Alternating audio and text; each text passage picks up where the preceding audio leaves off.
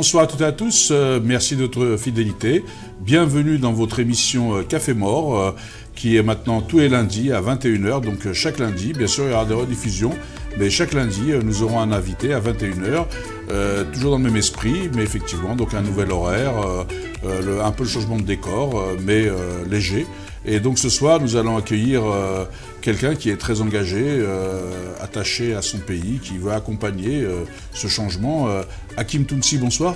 Bonsoir Akli, merci pour l'invitation. Merci aussi d'avoir accepté. Mais Tounsi, on ne pouvait pas être mieux nommé pour s'occuper de la Tunisie. Ah oui. Mais bon, Tounsi, ça veut dire Tunisien, mais il y a des Algériens qui s'appellent Tounsi aussi. Tout à fait. Parce que Tounsi, c'est un surnom.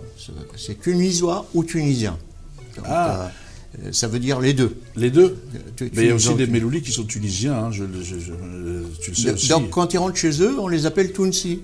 Et ils perdent leur nom de Melouli, et puis après ils s'appellent Tounsi. C'est ça. C'est ce qui s'est passé pour ma famille, en tout cas, en Tunisie. Ah, vous voyez, comme quoi je ne savais pas. Alors, c'est qui Hakim Tounsi? T'es né où? T'es de quelle origine? Alors, on a déjà parlé, mais t'as grandi où? T'as fait des études? Enfin voilà un peu.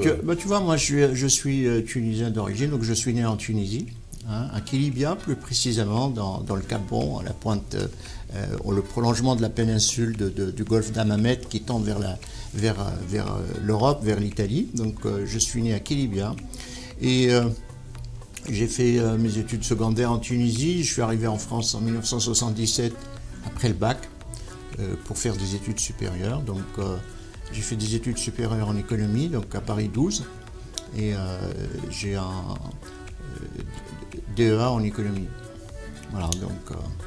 Alors tu es économiste, et donc comment un économiste glisse, parce que je sais aussi que tu es dans le tourisme, enfin comment un économiste glisse vers le tourisme, mais avant de nous parler de la Tunisie et de ton engagement... Oui, alors moi j'ai eu la chance de faire des études en économie et en macroéconomie, donc c'est encore plus compliqué, oui.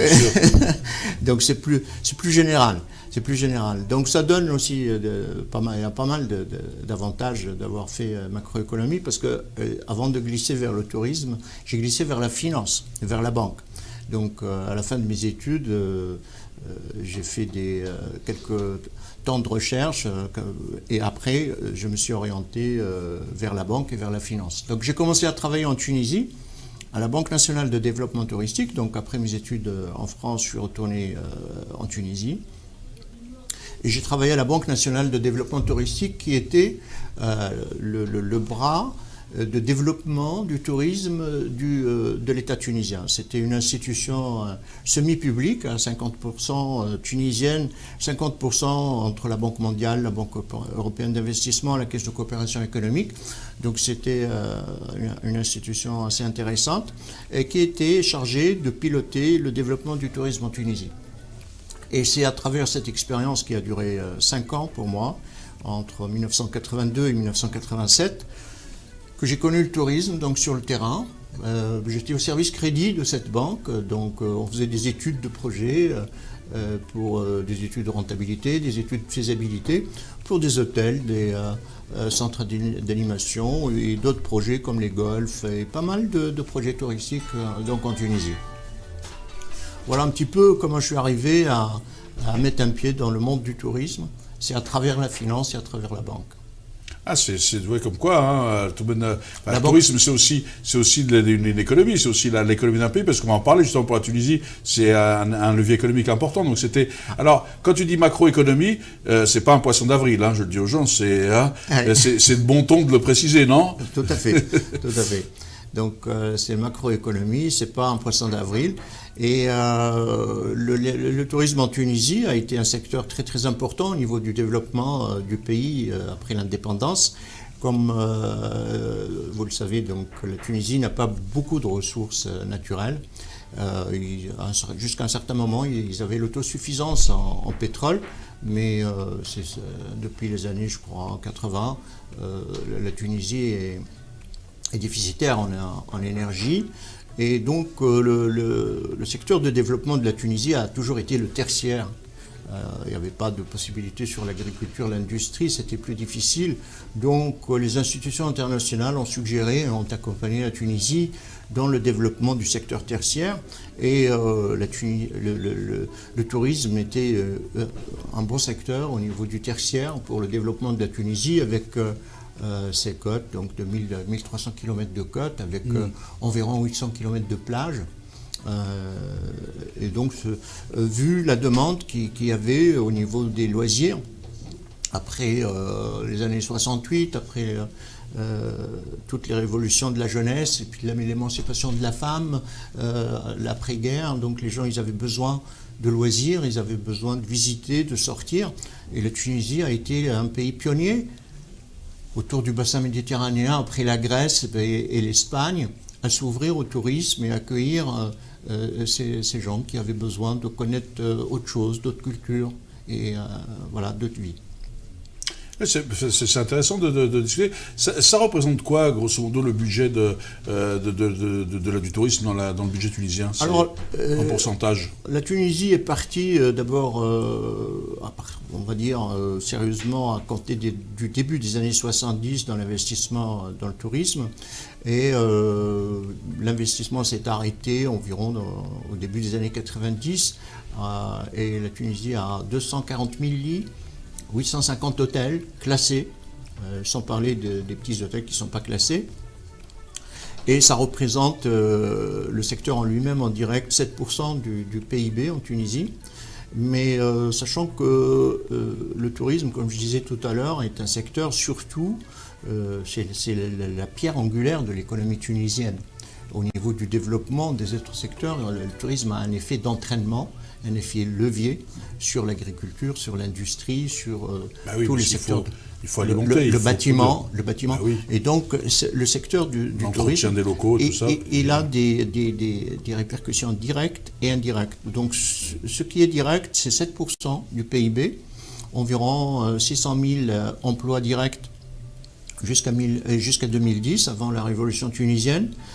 En comptant 5 personnes, on va dire, derrière chaque poste d'emploi, vivant de chaque poste d'emploi, c'est tout de suite 3 millions de personnes qui vivent directement du tourisme.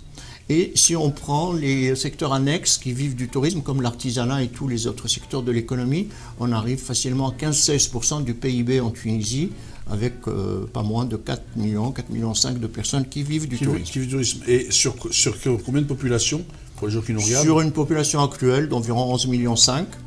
Donc, c'est pratiquement la moitié de la population. C'est important parce qu'on va revenir, c'est quand même pratiquement la moitié de la population qui vit grâce au tourisme. Tout à fait, plus que ça, parce que les 11,5 millions, ils ne sont pas tous actifs. Donc si on compte sur la population active, ça représente largement plus que la moitié de la population qui vit du tourisme directement ou indirectement. Alors, on y vient parce que c'est l'engagement. Donc ça, c'est avant 2011.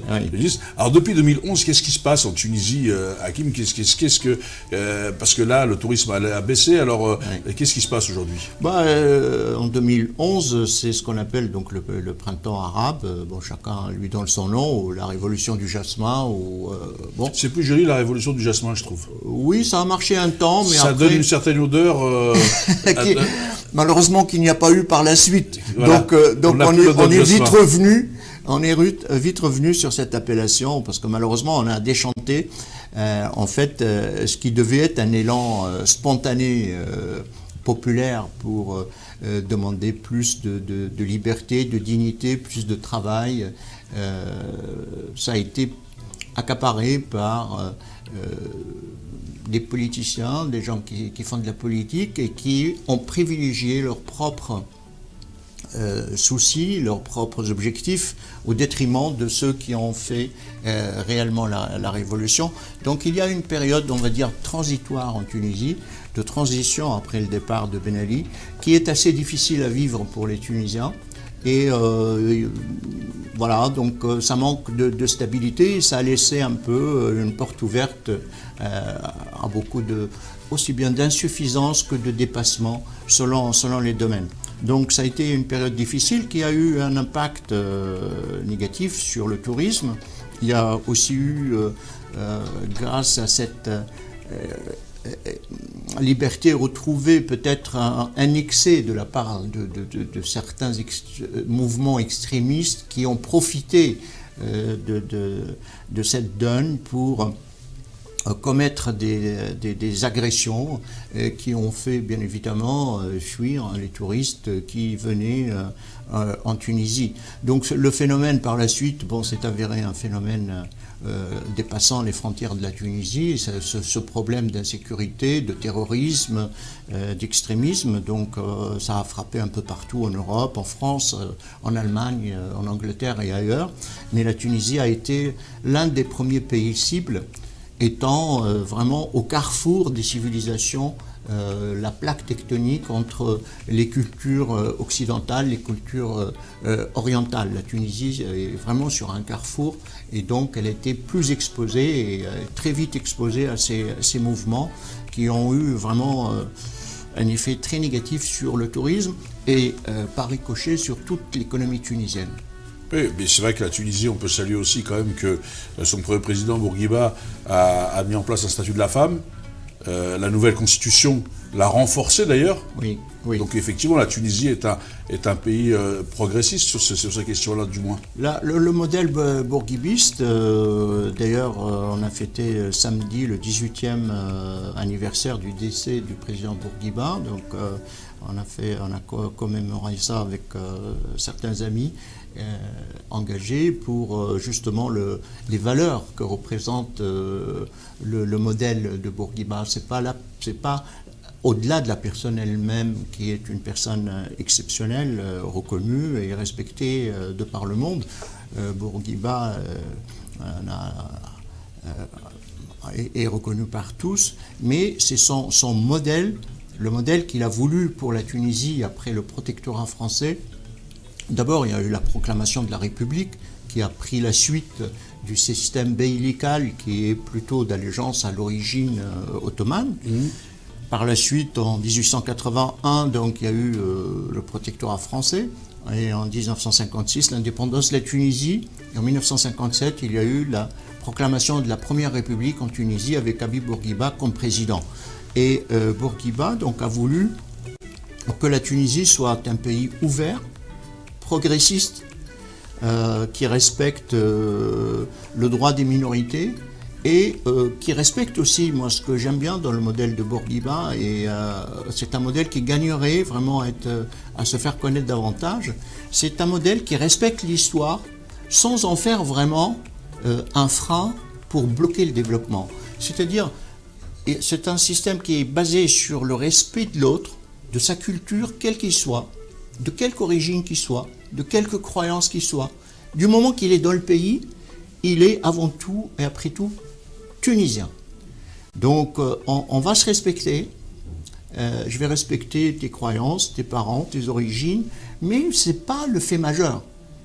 À la limite, ça c'est personnel, ça concerne la personne. On vit dans le respect, mais on se tourne plutôt vers l'avenir et l'avenir de nos enfants. Que je sois d'origine arabe, européen, berbère ou autre, c'est très bien. On se respecte, c'est ok, mais à la limite, ça peut être secondaire par rapport au projet, le projet pour l'avenir, pour la société de l'avenir, autour d'un drapeau, pour vraiment l'avenir de nos enfants au sens large, nos enfants communs. C'est ce qu'a voulu faire Bourguiba, donc, et pour ce faire, il faut un pays ouvert, laïque, et qui respecte aussi les religions, les cultures et les origines. Et ça, c'est le modèle de Bourguiba, et il a continué à faire progresser les droits de la femme. Donc il n'était pas lui-même l'initiateur d'origine, il y a eu Tahar Hadid avant lui, il y a eu beaucoup de personnalités avant Bourguiba qui ont fait beaucoup de travail pour l'émancipation de la femme tunisienne, mais ce qui est important, c'est que Bourguiba a confirmé et a fait une avancée sérieuse au niveau des droits de la femme, et la proclamation du statut de la femme.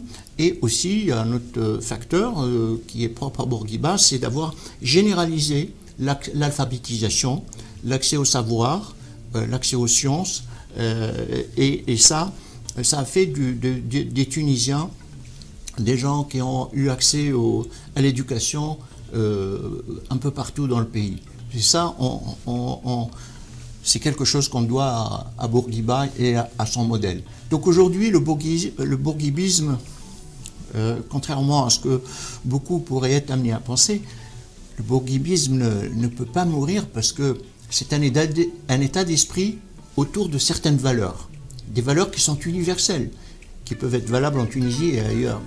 Alors, moi qui suis ton voisin, Hakim d'origine, d'Algérie, nous, l'Algérie doit beaucoup à Bourguiba, puisqu'il a beaucoup contribué à aider l'Algérie lors de sa guerre d'indépendance.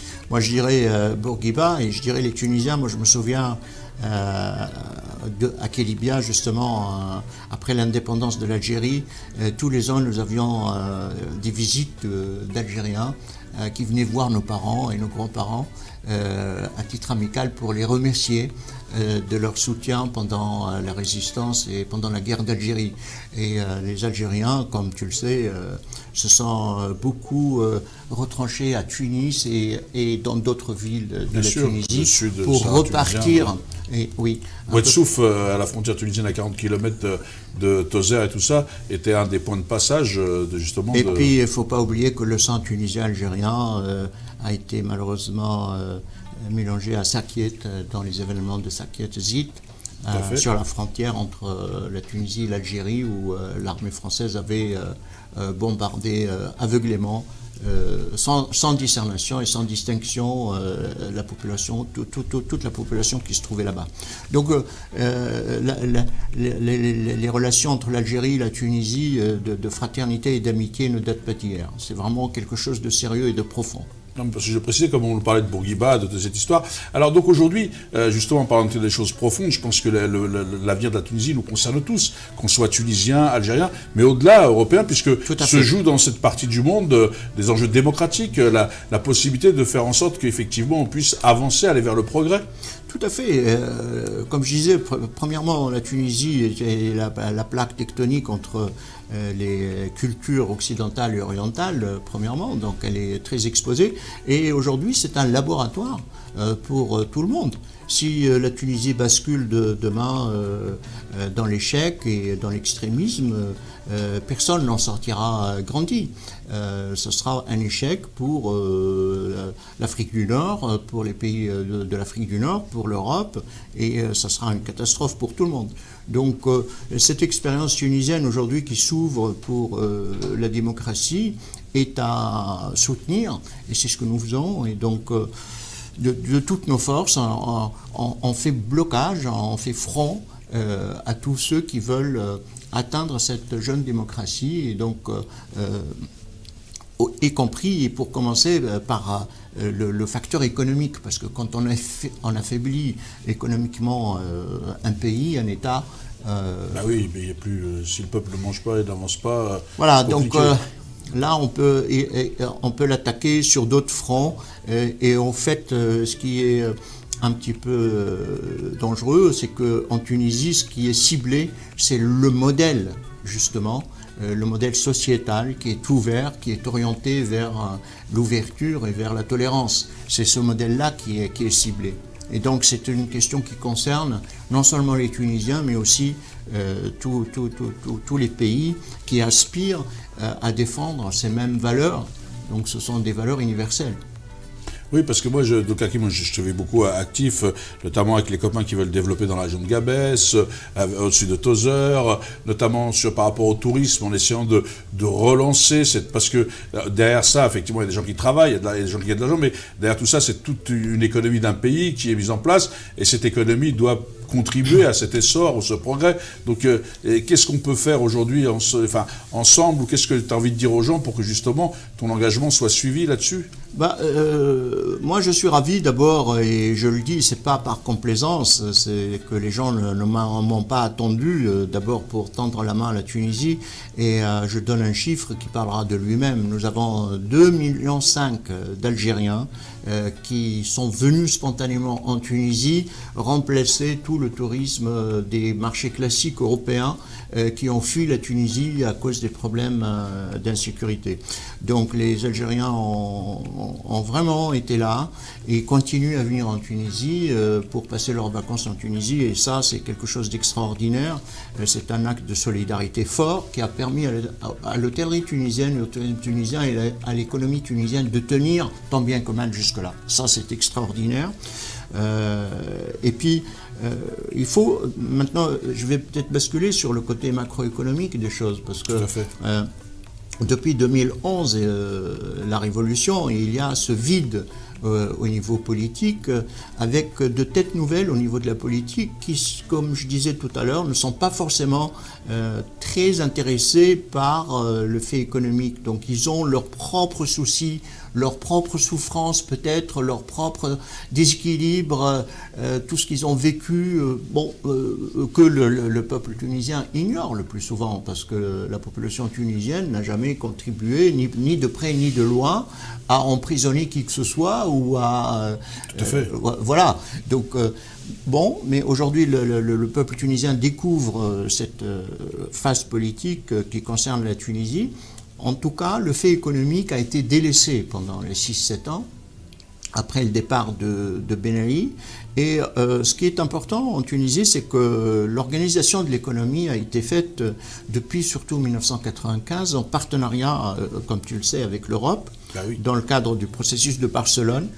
Donc avec une organisation de tous les secteurs de l'économie en partenariat avec non seulement l'Europe, mais aussi le FMI, la Banque mondiale, la Banque africaine de développement, l'OMC, toutes ces institutions internationales qui ont aidé la Tunisie ou qui ont accompagné la Tunisie dans ce développement. Alors le développement, aujourd'hui, il a donné ses résultats. Tout n'est pas rose, tout n'est pas non plus négatif au niveau de cette expérience de développement. Il y a beaucoup de chômage de jeunes en 2010 et c'est ce qui a amené cette révolte un peu de la jeunesse qui réclamait plus de dignité avec un accès à l'emploi. Et puis peut-être aussi, certainement, un développement régional. Demande légitime, quand même. Bien évidemment, des demandes qui sont légitimes, des attentes légitimes. Donc ça, c'est un échec, en fait, au niveau de ce partenariat avec l'Europe. Et puis la deuxième partie, c'est celle qui concerne le développement régional. Donc peut-être le développement n'a pas été équitable au niveau régional. Donc il a laissé faire un peu l'élan capitaliste instantané. Il n'y a pas eu de régulation comme on faisait dans le temps dans l'économie keynésienne où l'État intervenait un petit peu pour réguler et être équitable, pour rendre de l'équité entre les territoires. C'est lui qui est le garant. Tout à fait, l'État n'a pas joué ce rôle-là, et puis le modèle de développement qui a été peut-être vu avec nos amis de Bruxelles, il est peut-être à revoir. Donc c'est une bonne occasion, cette occasion de révolte tunisienne, de mettre à plat ce modèle de développement économique pour voir qu'est-ce qui a marché, pour l'améliorer davantage, et puis surtout pour voir qu'est-ce qui n'a pas marché, pour essayer un peu de revenir sur un modèle qui soit équitable et qui permette aux gens de vivre dans la paix, parce que les accords de Barcelone avaient 3 objectifs. Il y a un objectif de développement économique, un objectif de mise à niveau et de développement social, et le troisième, c'est l'objectif sécuritaire. Donc au niveau économique, avec un taux de chômage des jeunes de l'ordre de 20%, c'est énorme pour la Tunisie, donc ça ne va pas, il faut revoir les choses. Au niveau du développement social, il y a des régions qui sont délaissées, donc au niveau, c'est pas équitable, c'est pas géographiquement et régionalement équitable. Et au niveau sécuritaire, c'est un fiasco total, puisque autant les Européens, ils ont avancé leurs frontières en la mettant en Afrique du Nord, puisque tous les contrôles se font, les octrois de visa, etc. en Afrique du Nord.